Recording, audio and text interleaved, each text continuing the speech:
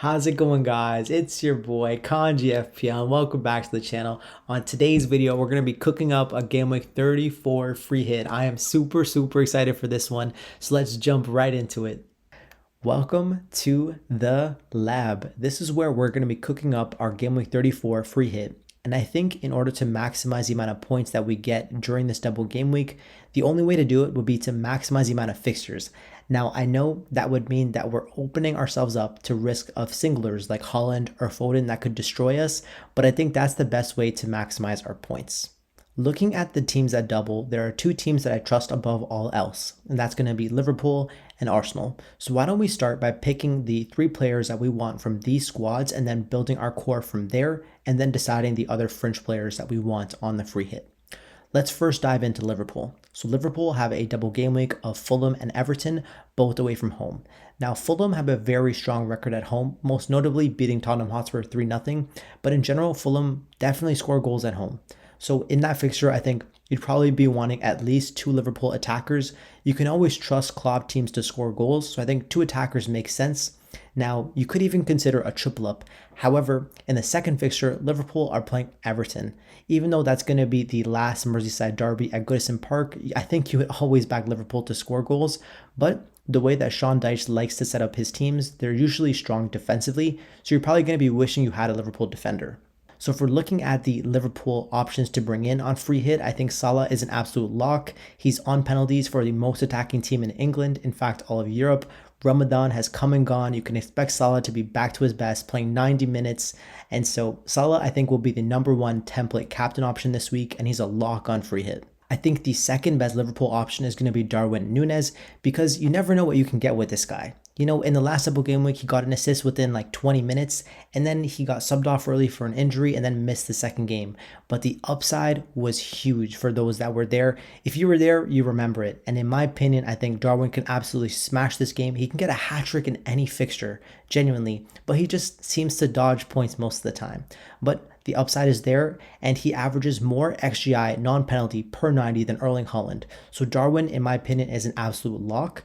And because I do want to have one defender, because of the potential defensive return in the Everton fixture, I'd be looking to bring in one of Virgil van Dijk or Trent Alexander-Arnold. Now, Trent is my favorite player in the league. Honestly, he's just a wonderful generational talent, in my opinion. And the only problem is that he's coming back from an injury where it happened for the second time because he re-aggravated it. So Klopp would be foolish to play Trent in both games in this double game week because it's 2 games in 1 week. So I think, in my opinion, I'd be looking to just bring in the nailed minutes in terms of just bringing in Virgil van Dijk.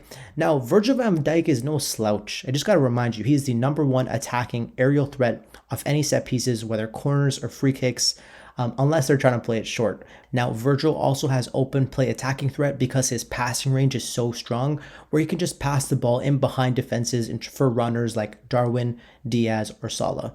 So in my opinion, I think the 3 best Liverpool is going to be Salah, Virgil, and Darwin, and then we can build it out from there. Let's move on to the double game week for Arsenal, who have a fixture of Wolves away from home and Chelsea at home. So they're basically playing against 2 mid-table teams. No, but seriously, like, Chelsea has been pretty mid the entire season. Even though recently they've been scoring a lot of goals and Palmer's been very consistent, they're just a mid team in general. I think Arsenal are probably going to pick up a win in both fixtures, but I just want to remind you that this double game week in Game Week 34 for Arsenal comes after a second leg of Arsenal in the Champions League against Bayern Munich. Now, in general, Arsenal have a very compact fixture schedule, and the fixtures are very difficult on top of that. They play against Aston Villa, Spurs, Chelsea, Man United in the league, and then they have the 2 Bayern Munich games. So where is Arteta going to rotate the squad? That's the key question. And in my opinion, I think that Wolves fixture, even though it's away from home, is the prime fixture for rotation. Because of that, I wouldn't consider any players that even have a slight doubt in terms of nailed minutes. So I wouldn't be considering Zinchenko, Kiwior, or White defensively. In fact, I wouldn't even consider Kai Havertz. I know King Kai, he's been in form. He's been scoring a lot of goals for Arsenal, the main man. He's been kind of talismanic for their attack. But I just want to emphasize the fact that Martinelli and Gabriel Jesus are back fit. And I just think the minutes for Kai Havertz will potentially be lower in this double game week. In fact, I think one of the best ways to go against the template will be to bring in double Arsenal attack. We're kind of going to be betting against Bukayo Saka. We're not going to sell him from the free hit. No way, Jose. I think the best way to do it would be to bring in Martin Odegaard because I feel like Saka will get his minutes managed in this double game week. And whenever Saka's off the pitch, Odegaard becomes a superstar differential, like the spiciest of spicy differentials, because he's kind of the captain of Arsenal and also on the penalties. And he just becomes top tier in terms of just the pecking order within the players that are on the pitch at the time. So to me, I think the best triple up is going to be going for Odegaard, Saka, and Gabriel. Gabriel over Saliba is easy. Now, in my opinion, Saliba is the best player, but in terms of FPL, Gabriel is the better pick because he's the main attacking threat for Arsenal from any of their set pieces. In fact, I think Gabriel is the best defender in FPL. So we only have a couple midfield spots that are left, and I think one of the main players to bring in is going to be Eberechi Eze. If you don't go for Eze on free hit, I feel like you're not using the free hit properly. Eze is going to be one of the biggest differentials, having two fixtures that are home, West Ham and Newcastle. Now, in those fixtures, I would expect both West Ham and Newcastle to score against Palace, so I wouldn't want to bring in any of the defenders. But Eze is just a classy player. It would surprise me if next season, if Eze was honestly at Crystal Palace, he has so much potential. Wouldn't surprise me if some of the big teams go out there and try to poach him. And I would say the same thing with Olise. Now, I think the best situation is going to be if both of them are fit, because whenever they're both fit on the pitch for Crystal Palace, the explosiveness of the Crystal Palace attack just jumps.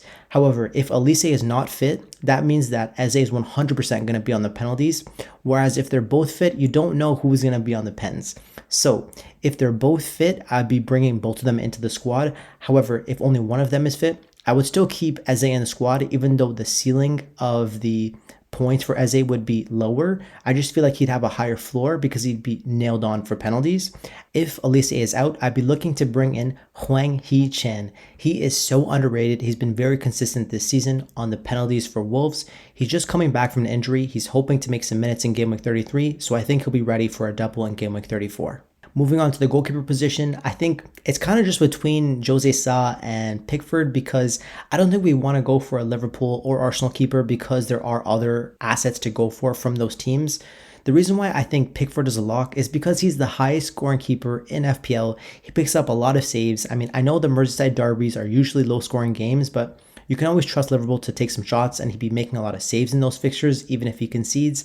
And that Nottingham Forest fixture is at home, and that's the best chance of a clean sheet for any team that has a double game week, in my opinion. And I think Pickford has the high upside where he can make the saves, and if he does keep the clean, he'll have a lot of bonus that is coming his way as well. So I think Pickford is a lock in terms of the keeper that I would want, and so is Solanke.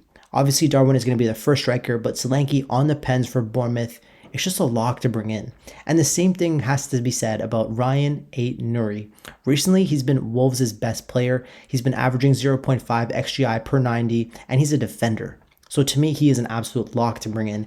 And so this is kind of the squad that I've sort of built. And I just feel like the upside is absolutely huge. Where if you look at the triple up for Liverpool, you've got Virgil, Salah, and Darwin, the nailed men that are on penalties. And I think you've got the upside of Liverpool in terms of just being balanced. You've got double attack, as well as having some defensive coverage and the attacking threat of Virgil. Moving on to Arsenal, you've got the double Arsenal attack using the mids, the two main players for Arsenal in terms of the way that they play and build up. And whenever Saka's off the pitch, you've got the penalties with Odegaard, and Gabriel is the main threat in terms of attacking set pieces. Then you've got Eze and Olise, who are two of the classiest players that are not in the top 6 teams, in my opinion. I love to watch them. Again, if Olise is not fit, you can just put Hwang Hee-chan in there.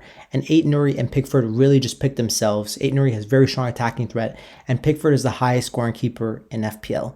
And lastly, we've got Dominic Solanke, who has 2 fixtures away from home, but he is on the penalties for Bournemouth, and Bournemouth have been a very solid mid-table team, and they've been scoring consistently in every single match. So this is what my team looks like in terms of just minimizing risk and maximizing upside. I absolutely love what this squad brings to the table. Now, you can always get blasted and destroyed by the template. Like, what if Arsenal keep a clean sheet? Well, at least you get 3 points from Odegaard. That's kind of covering up the second Arsenal defender. There's that to mitigate the risk. And if Haaland goes out there or Foden goes out there and gets a hat trick against Brighton, well, there's nothing you can do. And you just got to hope that your differentials like Eze, Elise, and Aidnuri come through and score you some big points as well. Okay, so that's what the Game Week 34 free hit looks like. I hope I provided some value to you and provided some insight that you weren't thinking about when you're making your free hit.